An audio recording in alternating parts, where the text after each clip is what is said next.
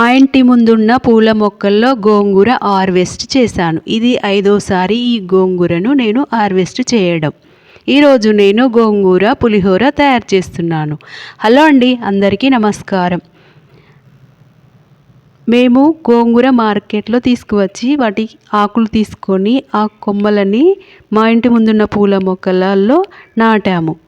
అవి అప్పటి నుండి 15 రోజులకు ఒకసారి ఆకులు తీసుకొని వాటితో ఇలా పచ్చడి కర్రీ చేసుకోవడం, ఇలా పులిహోర చేసుకోవడం చేస్తున్నాను.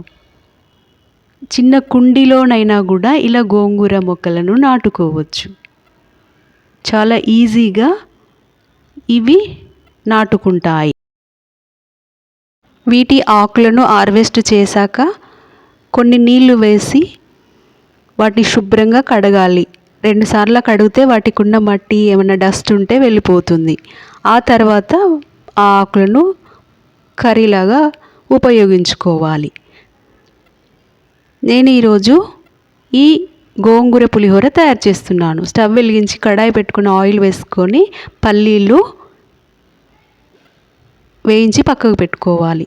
జీలకర్ర, ఆవాలు, పచ్చిశనగపప్పు, కరివేపాకు, పచ్చిమిర్చి, కొంచెం పసుపు, ఇవి మొత్తం కలిసేంత వరకు కలుపుకోవాలి. కొంచెం ఇంగువ కూడా తినేవాళ్ళు వేసుకోవచ్చు. రైస్ ఫస్ట్ తయారు చేసుకొని పెట్టుకోవాలి.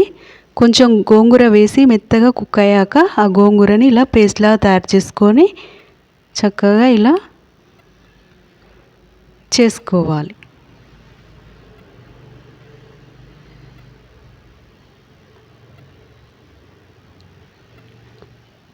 ఇది మొత్తం ఇలా రైస్లో వేసి కలిపి సర్వ్ చేసుకోవడమే. చాలా టేస్టీ, హెల్తీ అయిన ఈ గోంగూర పులిహోర. మనం గోంగూరతో పప్పులో గోంగూర వేసుకోవచ్చు, లేదా పచ్చడి తయారు చేసుకోవచ్చు, లేదా ఇలా పులిహోర కూడా తయారు చేసుకోవచ్చు. చాలా హెల్తీ అండి. గోంగూరలో సి విటమిన్ ఉంటుంది.